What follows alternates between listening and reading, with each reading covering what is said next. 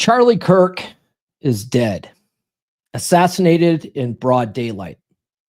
The real question now isn't who pulled the trigger, it's who's pulling yours.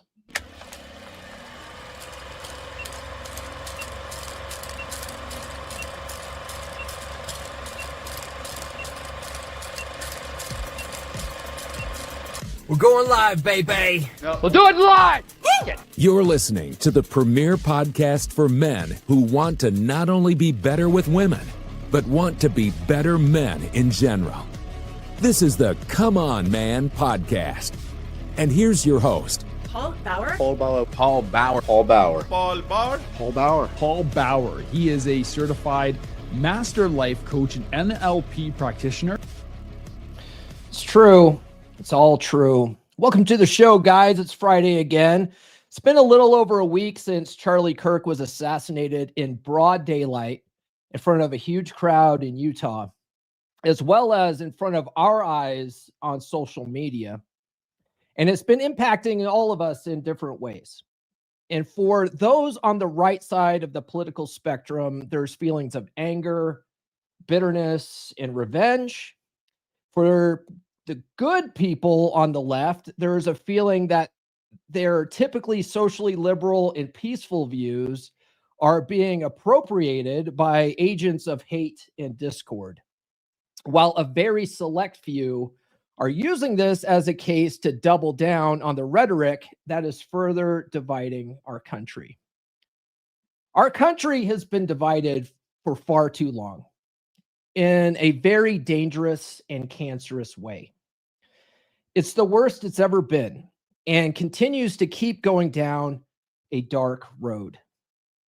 I remember shortly after 9/11, I was still in the Navy, and for a brief few days, we were united as a nation, and it was beautiful to watch. American flags were flying over bridges. We had an overwhelming sense of pride for being Americans.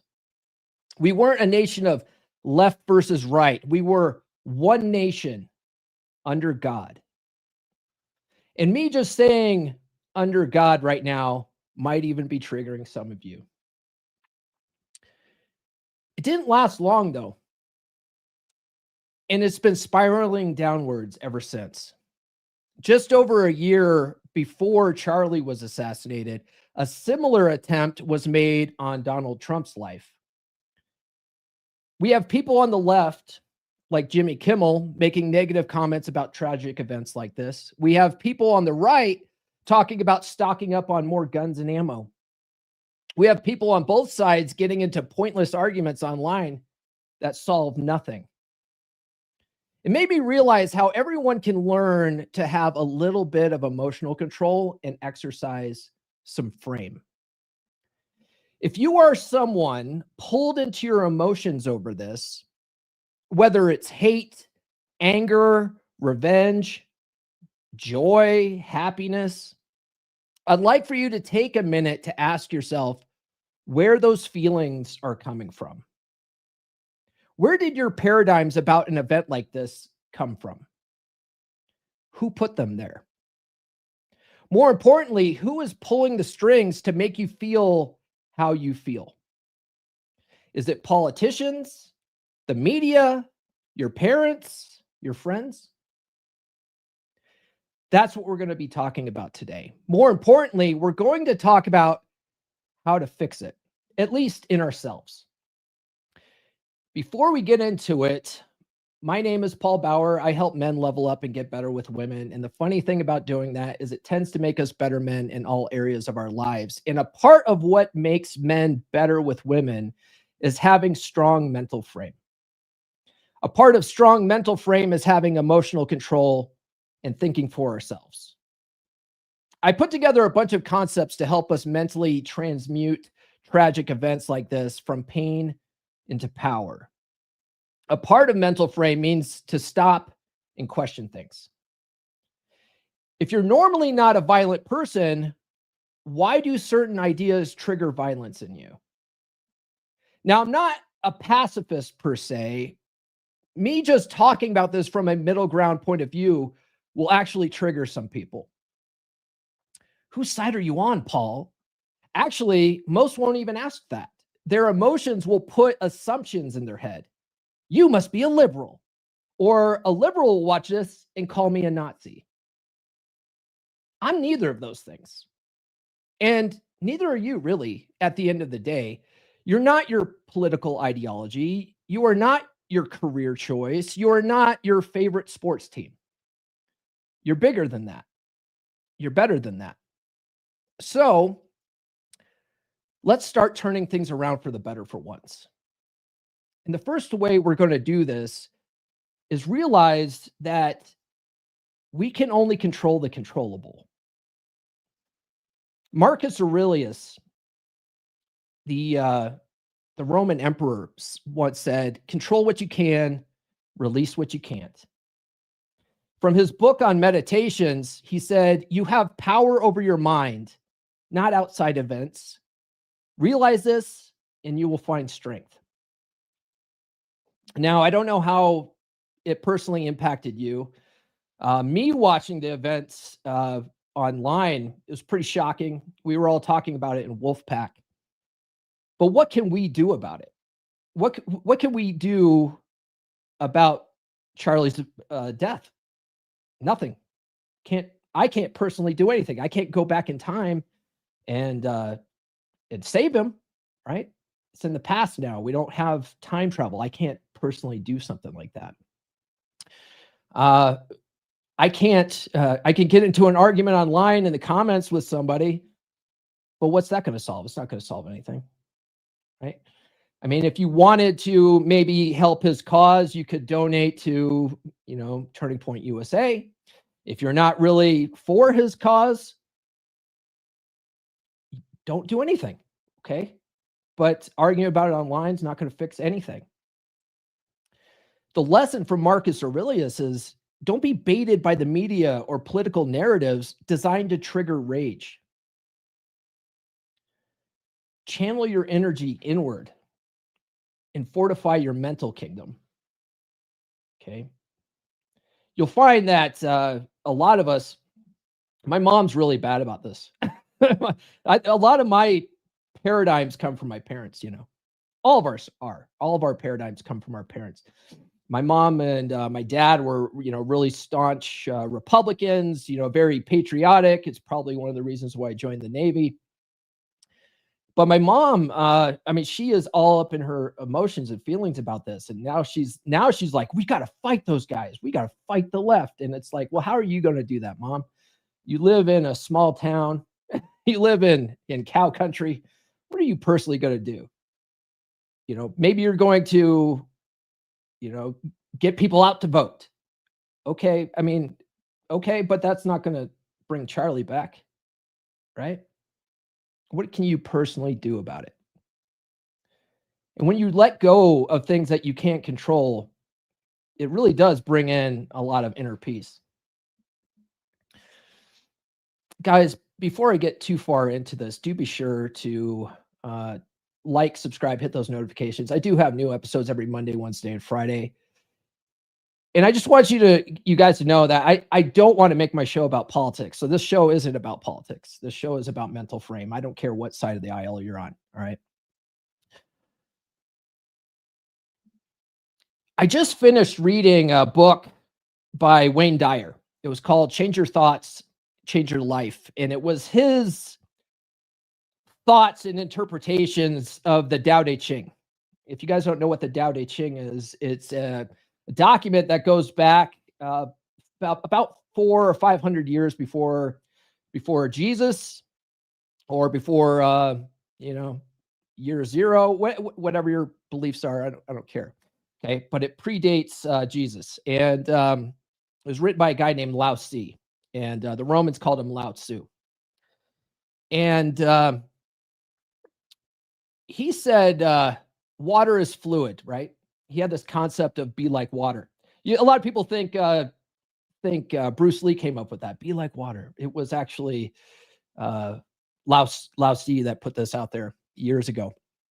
And he said water is fluid, soft, and yielding, but water will wear away rock. And the concept there is emotional softness isn't necessarily weakness. And it's more about allowing your emotions to flow and just observe them and let them pass without acting on them destructively. A lot of us react from emotion. Most of us do, actually. And a lot of us in the red pill space, we like to think that we're these rational beings, that we're these logical guys. But most of you guys, if you really stop and observe your behavior from a third party perspective, you realize that you're operating largely out of emotion. You're reacting out of emotion instead of really processing things and responding to things in a logical manner. And what you don't realize is that you can have these emotions, but not let them control you. And you do that by just letting them flow to and through you. Okay. What's funny is that negative emotions, I didn't realize this until I read a really good book called Letting Go by Dr. Hawkins, I think his name was. And he was talking about how when we have positive emotions, we don't hold on to them. We let positive emotions, we feel good in the moment, and we let that flow through us and we let it go. No problem, right? But negative emotions like hate, anger, fear, sadness, all that kind of stuff, we hold on to it. And the reason why is because oftentimes we're trying to resist it. But really it's because I learned this when I was studying NLP. We have a negativity bias. Our minds like to stay in the negative, and it likes to focus on the negative. And so a lot of us have a lot of hate and fear right now. We have we have vengeful thoughts and all this kind of stuff, and it's because we want to stay in that negativity. We won't just let it flow to and through us, in the moment. But you'll have much more peace in life, like inner peace, if you just let those negative emotions flow to and through you without judgment. You just, I heard Jim Carrey say this. Jim Carrey really has been working on himself over the last several years. He's quite a leftist, but I don't really care about that. No one really cares about actors or talking heads' personal takes on stuff like politics or whatever. But he said it really good. He said he's gotten to a place in his life where he has these negative emotions, but they're like the weather. They're like clouds in the sky. They come in and go through them now. And that takes a lot of effort to get yourself to a place like that. But you'll have much more inner peace if you get to that place. Another really great book that I enjoy is called The Kybalion. And it's a very condensed book on the Hermetic principles. Hermetic philosophy came from ancient Egypt and Greece, right? Ancient Greece and Egyptian philosophy. And it's a really accessible book. It really breaks things down very well. And it has the 7 Hermetic principles of the universe in there. And one of them is the principle of polarity. And one of the things that the principle of polarity teaches us is that all truths are but half truths. All paradoxes may be reconciled. And what's fascinating about that, when you realize that everything has its opposite, right? You have left versus right. You have good versus evil. You have red pill versus blue pill, right? But the problem is that we get into black and white thinking. We get into absolutes, right? It's kind of reminds me of Star Wars when they say only Siths deal in absolutes, right? But the truth is that if you look at spectrums of things, left versus right, you'll realize that everything exists on a spectrum, right? Good versus evil, bad versus good, that sort of thing. Right and left, good and evil, these are all poles of the same reality, okay? Think of it like a thermometer, hot versus cold. At what point does cold become hot? If you look at the thermometer, it's like It's cold, cold. There's lots of different degrees of cold, right? And then at some point it becomes warm, and then that warm starts becoming hot. It's a spectrum. Well, the same thing happens with political spectrums. There's not just absolute right, absolute left, absolute good, absolute bad. That's kind of why, and I don't necessarily agree with them, but that people on the left that are sort of celebrating Charlie's death, they thought it was a good thing. From their perspective, I don't agree with that. And the people that are absolutely celebrating, I think it's reprehensible. But to them, they have a different meaning in their own minds about it.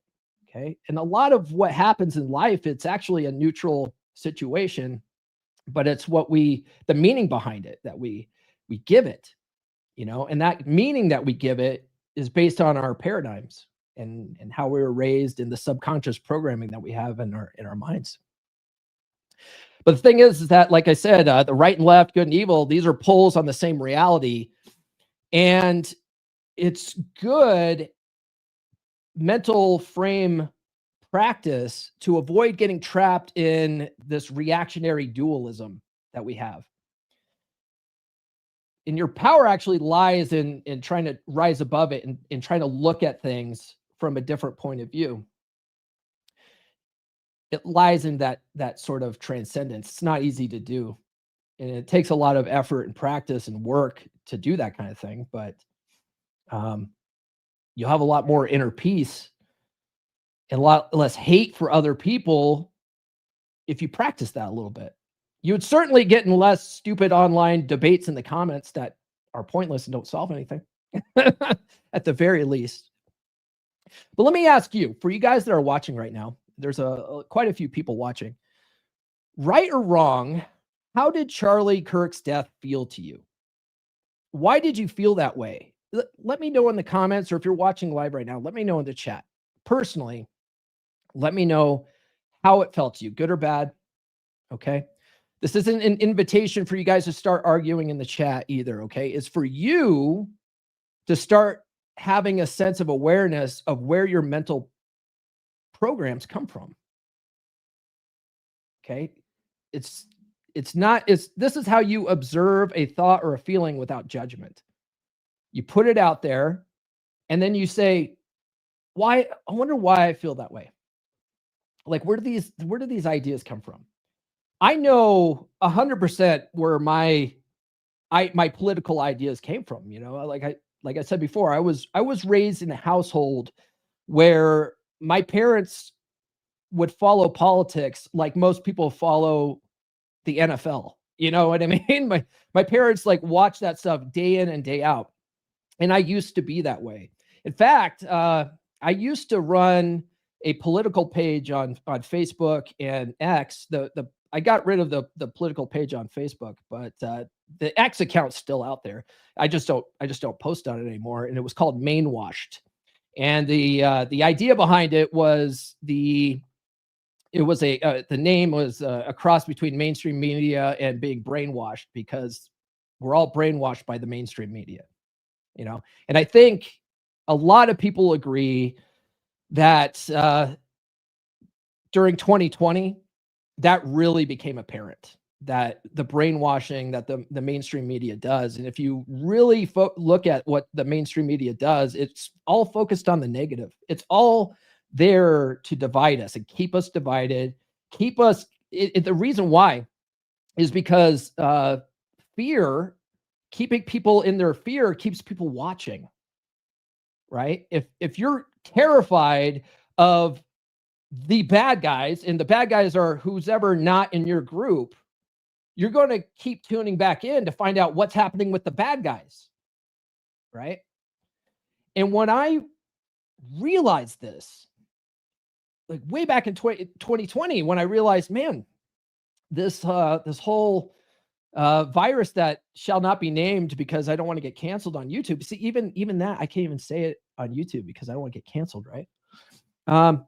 It's all just a big nothing burger. And I realized, especially living out here in the cow pasture, that it had no impact on my life. Like all the stuff that they were talking about in the news, all this fear mongering that they had in the news had no impact on my life. And all it did was keep me in a state of fear and negativity.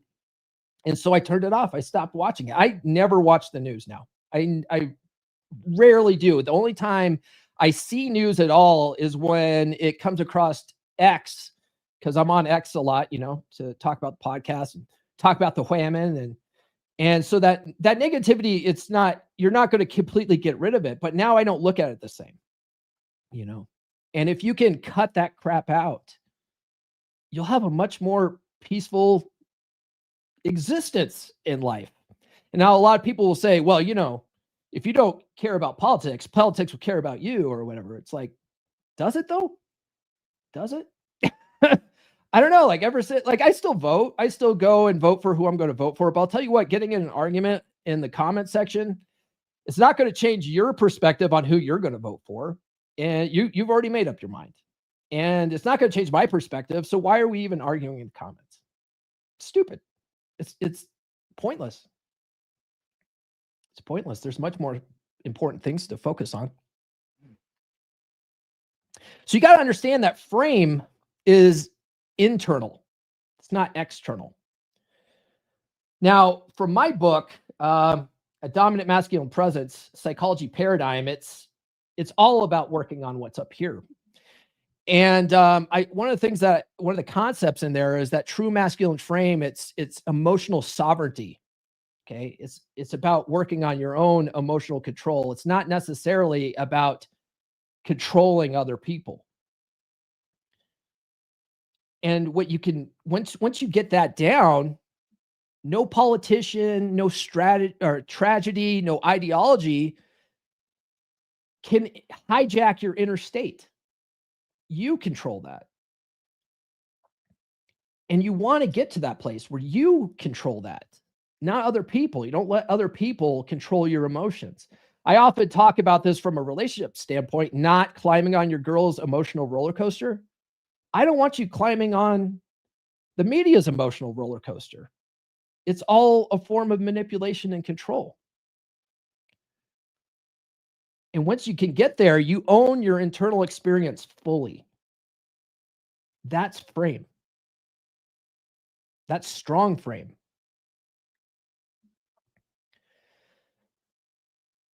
Now, there's a concept going back to the Kybalion, the Hermetic principles of using that polarity to really transmute your perspective on things, right? So let's say you're really up in your anger, you're really up in your fear, you're really up in your sense of vengeance, or maybe or maybe you're whatever, for either side. Okay, so let's say you're on the left and you hate that everyone's pointing the finger at you guys, and so you hate the right now, and now everyone's a bunch of Nazis. Okay, that's negativity. If you want to snap out of that negativity, because negativity doesn't really serve you that well. What's really cool is the concept of polarity and your emotions is that we get what we focus on. So if you are staying in that negative state, it's because you're just thinking about all the things that you hate and you're scared about, or whatever is making you feel however you feel. If you focus on the absolute opposite, all right? So let's say the opposite of hate is love. Think about something that you love, right? And just really hyper focus on what you love. It could be anything. It could be a hobby. It could be a woman. It could be a dog. I don't know, whatever, right? Like whatever you love, focus on that. The absolute opposite of the spectrum.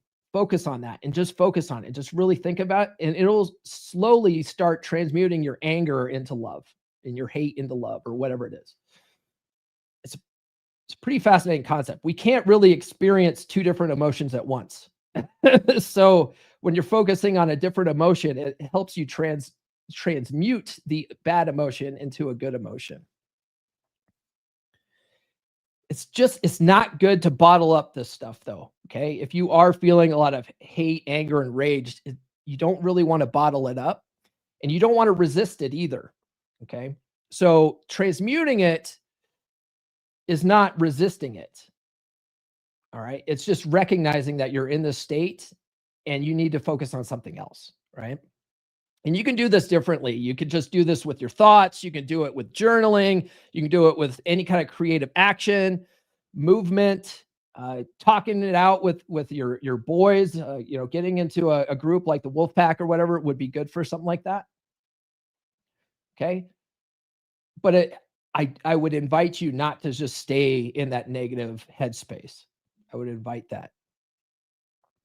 By the way, guys, if you're getting any value out of any of these episodes, do consider sending a super chat. That helps support the show probably more than anything else. Going back to the Tao Te Ching, there's a concept of stillness. And one of the things that Lao Tzu said is, do you have the patience to wait till your mud settles and the water is clear? Like, what does that mean?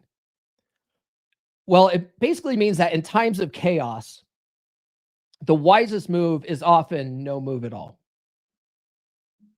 Right? Just take a minute. Silence and stillness can be acts of power.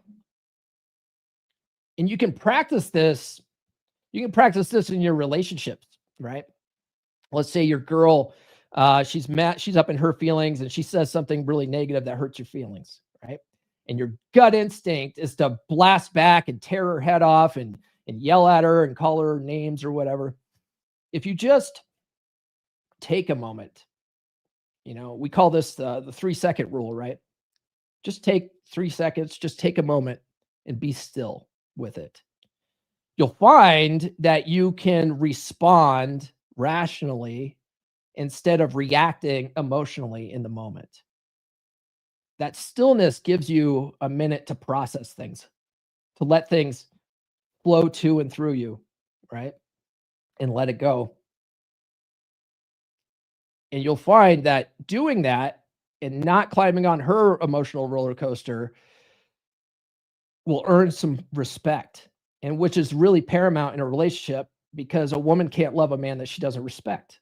And most of us have no emotional control. And so when we lose our shit, that causes her respect to wane. And as that respect erodes, her love for you erodes, and then your relationship dies. This is why frame is so important in a relationship, especially for men.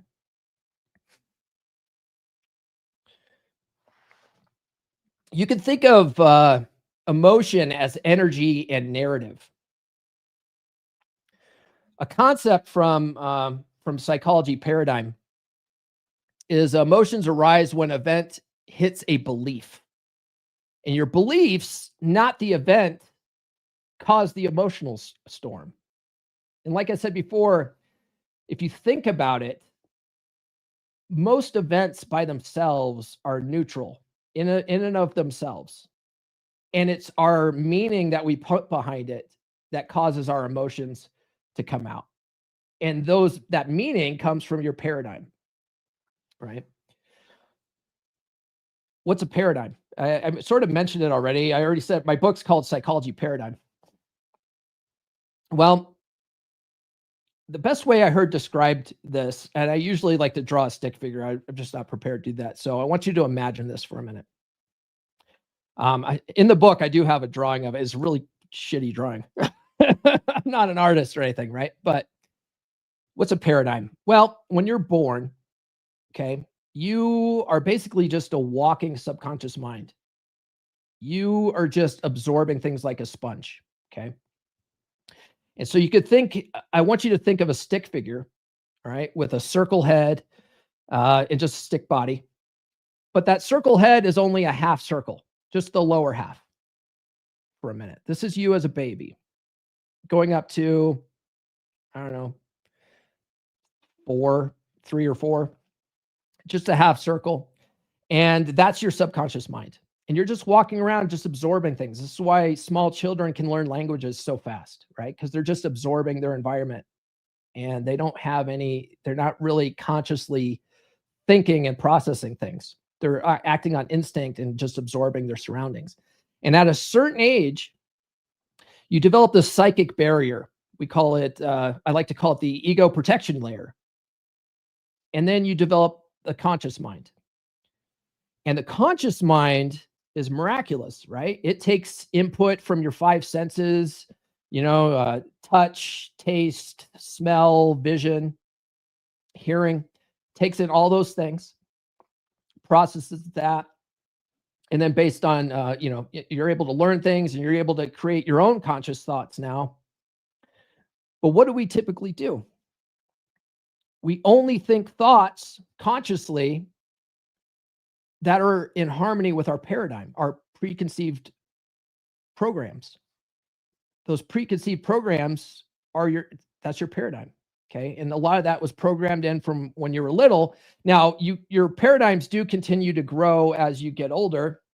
You keep learning new things, and especially things that have an emotional backing will cause a new paradigm to be formed, right? Something with strong emotional backing, a lot of repetition causes these new programs. This is why affirmations work so well. It's because that repetition, and when you back that repetition with an emotion, it really seeps in and creates a new paradigm. Well, after a while, anything that comes out, it doesn't matter if it's a different point of view. If it's not in harmony with your paradigm, that ego protection layer will reject it, right? This is why when you're arguing with somebody in the comments, it really does no good, because the other person already has a paradigm about what they believe, and you arguing with them in the comments rarely, if ever, changes their paradigm, because what you're saying isn't in harmony with their paradigm, so they reject it. So you're just wasting your time. You're absolutely wasting your time. Very rarely will your arguments online change anybody's point of view, change their voting habits. It won't do anything. It's a monumental waste of time. So when something like this happens, it's good to step back as a third-party observer. We have this ability in our mind to look at things from a different point of view. We call this in NLP dissociation. And it's a miraculous part of our mind where we can step back and look at ourselves and our thoughts. We can see our thoughts. Almost like God looking at our own thoughts, right? And you can ask yourself, what am I telling myself here? Like, why do I believe this? And you can do this with anything. And if this thing is making you angry, why? Why is this making me so angry right now? You can rewrite that. We call this reframing in NLP, right? You can look at it from a different point of view. Give it a new meaning, right? That's why this whole episode, it was like, yeah, Charlie's death to me, I think it was an absolute tragedy, but other people have a different point of view. I don't necessarily agree with that. But I was like, why can't I just do an episode that's not necessarily political and make it about why do we feel the way we feel? It's a total different point of view on the whole situation that most people I don't think are even thinking about. Speaking of arguing in the comments, follow me on social media, would you? I'm on all the good platforms. Marcus Aurelius from Meditations, he talked about building a fortress within, right? And he says, dig within, there lies the wellspring of good. And the lesson from that is, instead of burning the world down, build your internal temple. That's the only war really worth winning. A lot of guys in this space, MGTOW guys, men going their own way. MGTOW also exists on a spectrum, much like good and bad and left versus right. MGTOW exists on a spectrum, and there's guys like on one side of the spectrum, they haven't given up on women completely. They just don't want to get married, right? They just like, okay, marriage is a bad deal for men. I don't think that's a good idea. If that's you, I mean, I would say I'm on that part of the spectrum. And then I could call myself MGTOW. I don't like the label MGTOW, but I would be considered MGTOW then, right? And then on the opposite end of the spectrum, you have guys that are more black pill, like nihilists, right? Where they're just like, I hate all women, right? Well, the guys that are down over here closer to the black pill side, most of them have given up on women completely. And the cope that they tell themselves is, I just want my peace. I just want my peace, bro. I'm embracing peace. I don't want to deal with women because women only cause chaos, and I want my peace. And to that, I often say is peace comes from up here. Peace comes from in here. It doesn't come from women. In fact, women will rarely bring you peace. They will only bring drama. Okay. But them in your life or them out of your life is not what's going to give you peace. Peace starts up here with your mental frame. And what you'll find is that a lot of these guys, they're not having any peace, right? They're online complaining about women. They might have a political, ideology that makes them hate the other side. And so they're not having any peace at all, really. They just aren't getting laid anymore. You know what I mean? You see what I'm saying? But peace comes from up in here, or up here and in here. Okay. Now, going back to the Kybalion, there's another law of the universe, the principle of correspondence. And what that says is, as above, so below, as within, so without. And what's fascinating about this concept is when you work on what's up here and what's in here, that internal state will mirror your external actions. This is why I often say that our results in life come from our actions, right? Your thoughts create your actions. Your actions cause reactions, and those reactions cause your results in life. And if you don't like the results you're getting in life, you got to change what's up here first, right? Change what's up here, because that'll change your actions. Those actions will cause different reactions, and those different reactions will cause different results. So if you can change what's going on up here, you will start acting differently, and then other people will respond differently. So if you lead with peace, others may follow. They may. Can't guarantee it, but they may. But this is sort of the beginning of social alchemy, if you want to think of it, right? And what I like to say, because a lot of guys in the red pill space will be like, we got to hold all women accountable. And a lot of these guys think that we're going to change women at this grand scale, And it's like, well, if you just change yourself and you worry about your personal relationships, right, then perhaps other people will see that and go, man, I kind of like what they got going on. Maybe I'll try to do that, right? Or what I think is more realistic is you have a good relationship.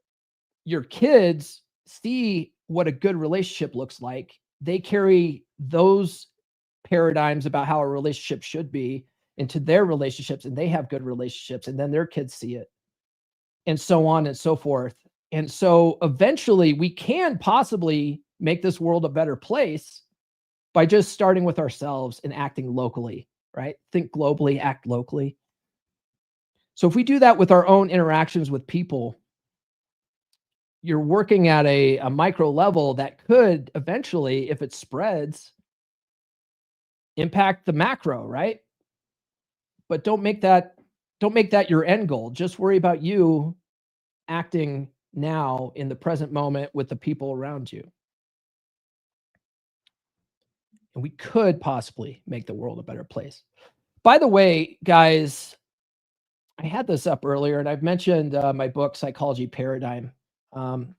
This book will really help you think about this stuff more on a grander level and give you tools on how to reprogram your paradigms. It's really designed for men to have more of a dominant masculine presence in their relationships and have more healthy relationships, but it works in all areas of your life. There's a whole chapter in there on ownership, on taking extreme ownership that I learned from Jocko Willink. Let me play a quick commercial for that, and then we'll get back to the topic. Have you ever felt like something's holding you back in your relationships? Like you're always on the back foot, struggling to connect with women?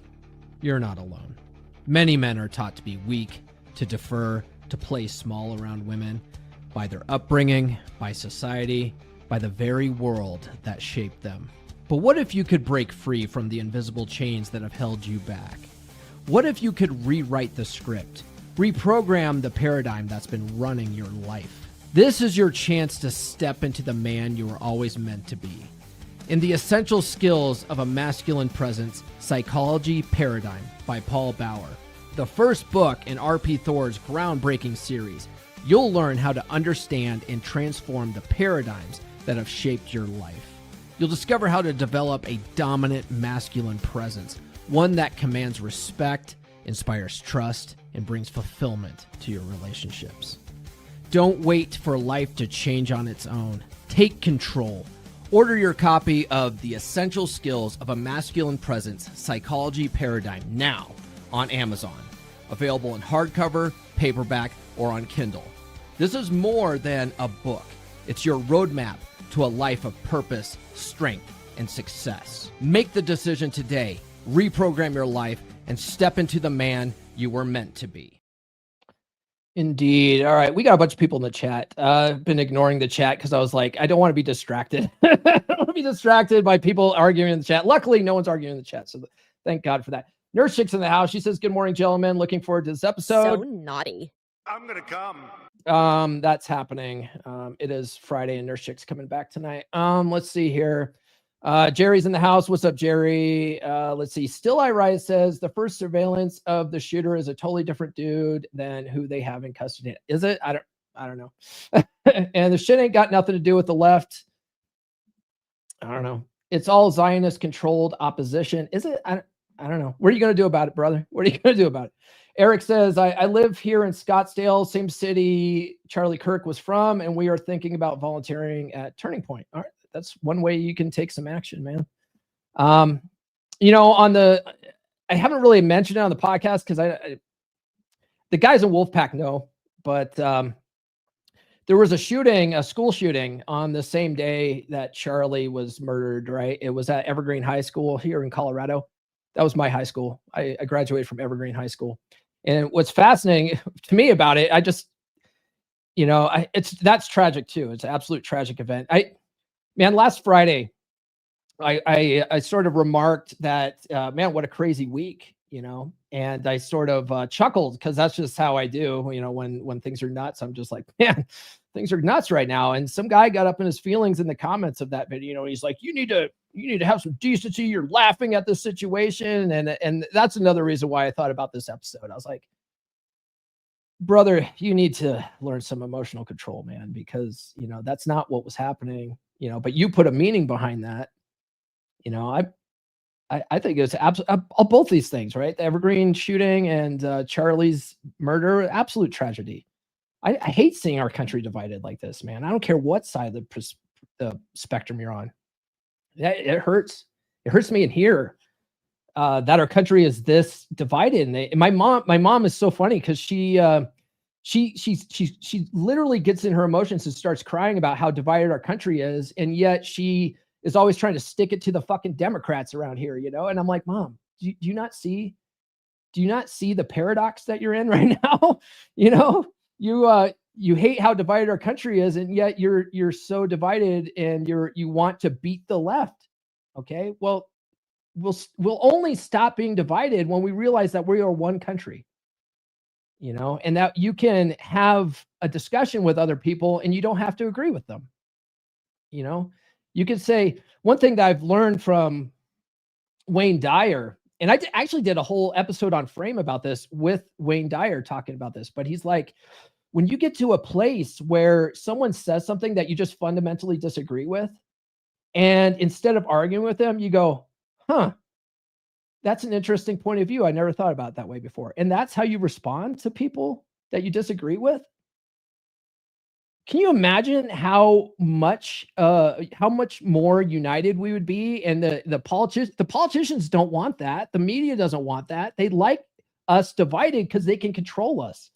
They like keeping us, with these the identity politics, because it keeps us fighting. And then in the back rooms, they can shake hands on on resolutions that fuck us all over. Right? They're like, oh, let's argue about dumb, stupid social shit that doesn't really matter at the end of the day.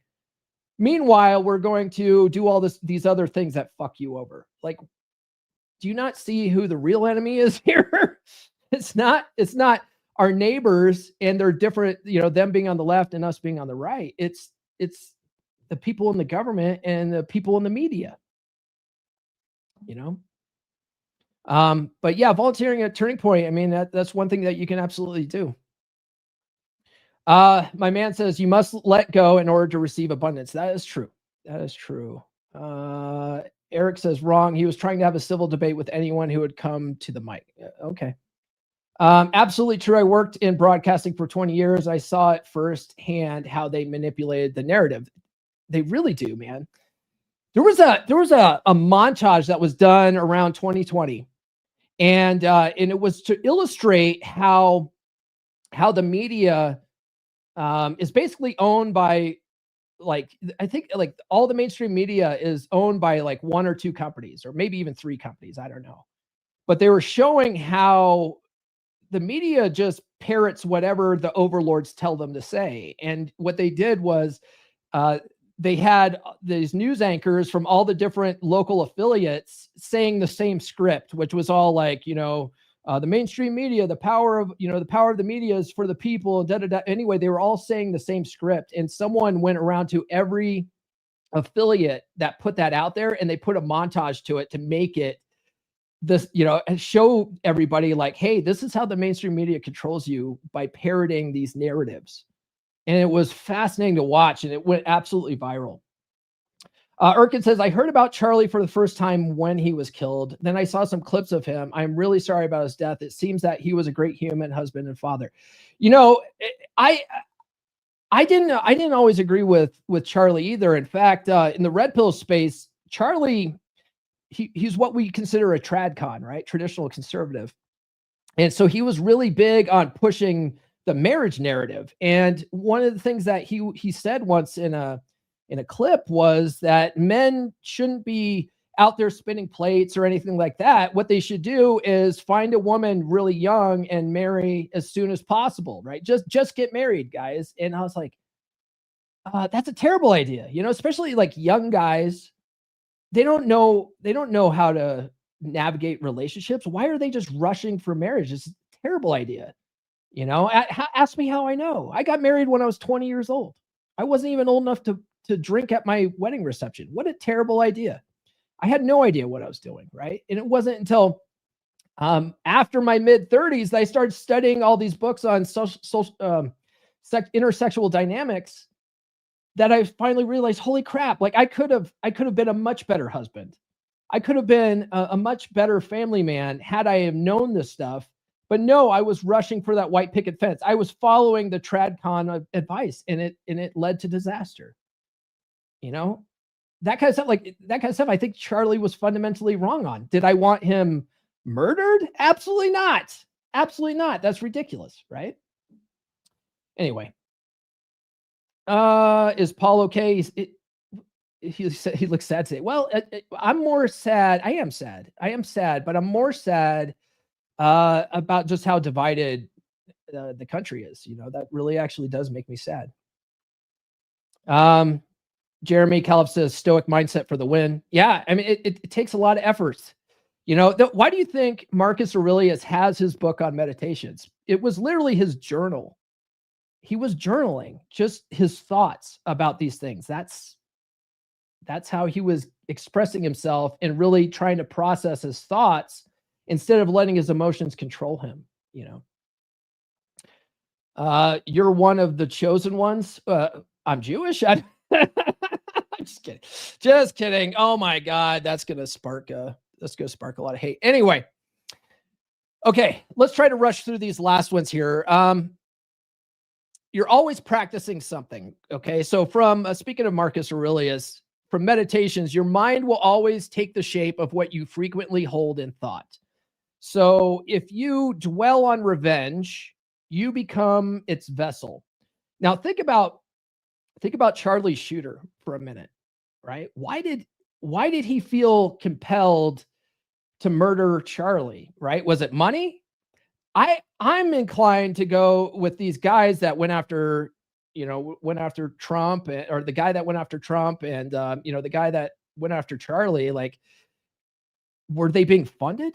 Like, follow the money. Follow the money, because it's amazing to me how, and this, I'm trying not to get political here, but it's amazing to me how the left is so well organized when it comes to these types of events, right? They have these protests that shut down cities, that largely turn in, that they start burning stuff down. They have riots. Like, this is funded. A lot of people might say George Soros is behind that kind of stuff. And then the left might go, okay, yeah, but the Koch brothers, right? It ends up becoming a big fight. Okay. And that's not what I'm trying to do here. Right. But you got to wonder, what was his motivation? What was he so focused on? What did Charlie say that had him so triggered? It's kind of weird because he was clearly dwelling on something, and he became the vessel of that, what he was focused on. And this is why I often say we get what we focus on in life, right? If you dwell on self-mastery, you become the master of yourself, right? Instead of focusing on all these external things and being led by your emotions.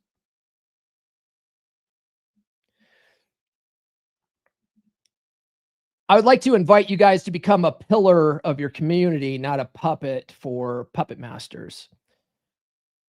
When one of the things I talk about in Psychology Paradigm is that a man loses frame when he lets other people's chaos dictate his behavior. So I want you to ask, when these types of things happen, right? Take that third-party perspective superpower that you have and ask, am I being led here, or am I leading myself? And let that be your moment of spiritual leadership, right? Not reactivity. Just ask yourself, just question these things. Like, why am I so angry about this event? Okay. Now, if you take politics out of it and you're just like, man, I watched an innocent man die, right? To me, I think that's a very valid response.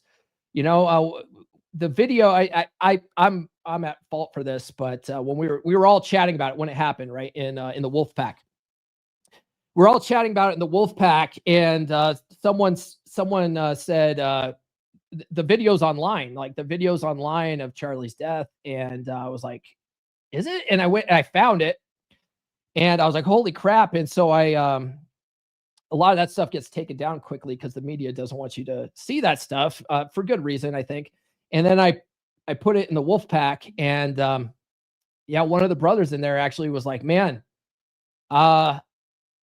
holy crap. He goes, that video is really impacting me more than I thought it would, and I was like, shit, I probably shouldn't have posted that in the wolf pack, but we were talking about it, and man, it was just a crazy thing, and I realized at that moment, like, man, I probably shouldn't have done that. Probably should have done that. But I think, like, in that moment, like, that kind of feeling when you, like, if you don't even know who the guy is and you just see a guy get murdered on stage, right? That will probably impact you emotionally, and for good reason. For good reason. It's not, I mean, that kind of stuff people see in wartime, and it gives them PTSD. It's not something that you see every day. So, yeah, in that kind of moment, it's not really about being led by anybody, is it? It's seeing a really tragic event and being like, oh, wow. And that impacts you from a certain perspective, right? By the way, guys, I do have a group of men where like we could talk about this kind of stuff, and it's just dudes. Okay. There's no chicks in there. It's just dudes talk about guy stuff. We talk about this kind of thing. We talk about women. We talk about whatever. It's very much like a locker room. I invite you guys to join that. I normally play a commercial for it, but I'm not going to play it today. But we are having our next hangout next week on Thursday. Okay. So if you are thinking about joining, if you've been thinking about joining, I would invite you to join now and then exercise that 7-day free trial just to see if you like it or not. And then show up for the hangout next week on Thursday. Okay. I would like you guys to think about avoiding frame warfare. Going back to Hermetic philosophy. Wait a second. This is not from Hermetic philosophy. My bad. This is more of a Tao Te Ching thing, but there's a concept of to destroy an enemy, make him a friend, right? Or render him irrelevant by rising above the battlefield. And so this is a really fascinating concept coming from this ancient Chinese philosophy.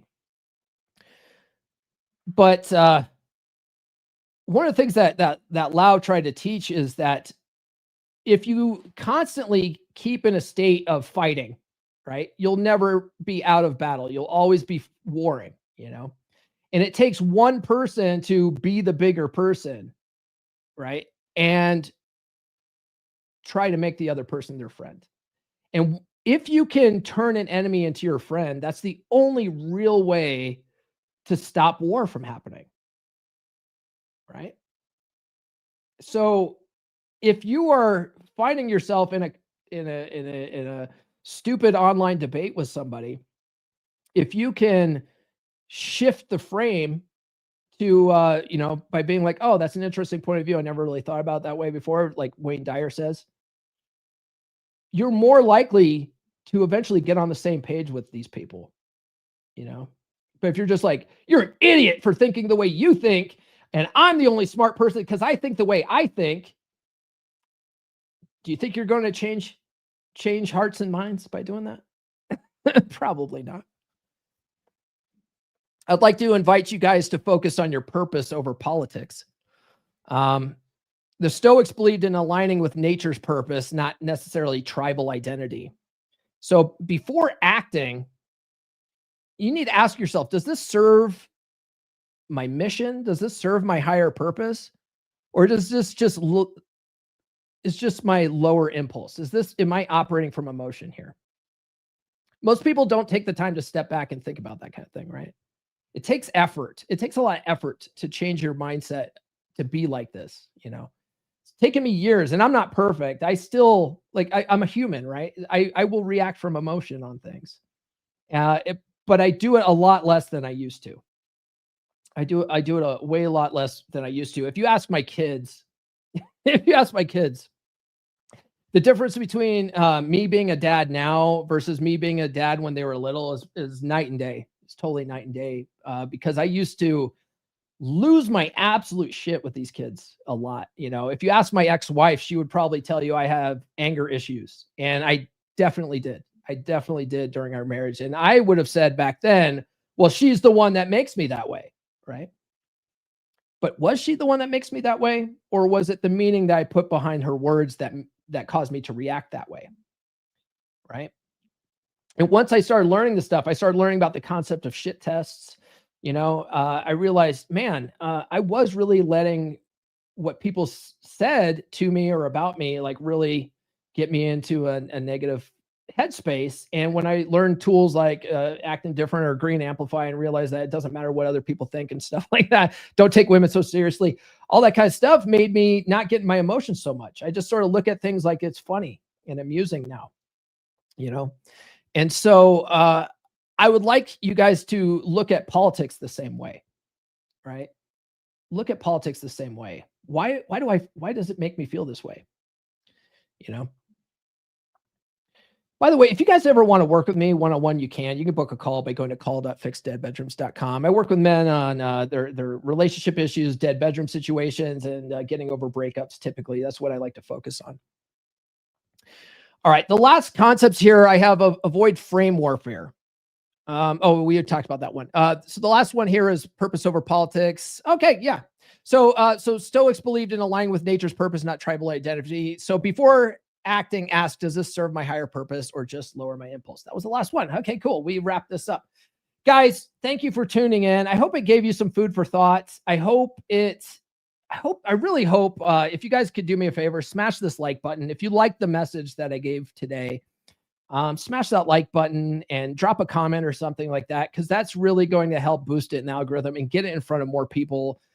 Because I'd really like to get people to, as many people as I can, to start thinking about things from a different point of view, at least when it comes to tragedies like this, political events, the political cycle. I think next year is going to be our next big political cycle.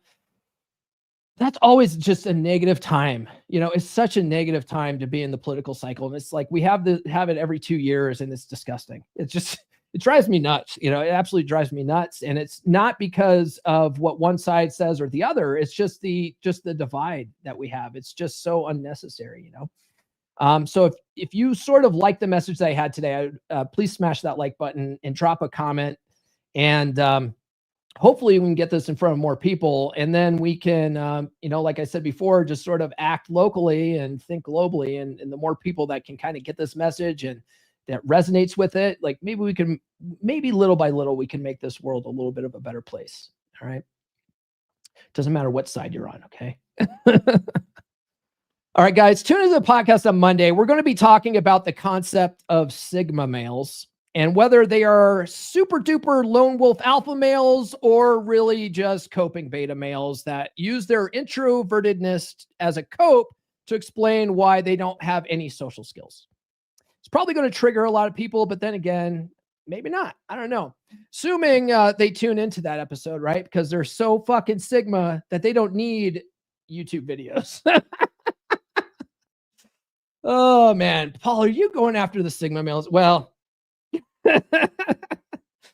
Paul, isn't that look, it's going to be a fun episode. Tune in on Monday, guys. Okay. That's all we got, guys. Do be sure to like, subscribe, hit those notifications. I do have new episodes every Monday, Wednesday, and Friday. I appreciate you guys tuning in and hearing me out. Have a good weekend. Okay. This has been the Come On Man podcast. Now go out and get it.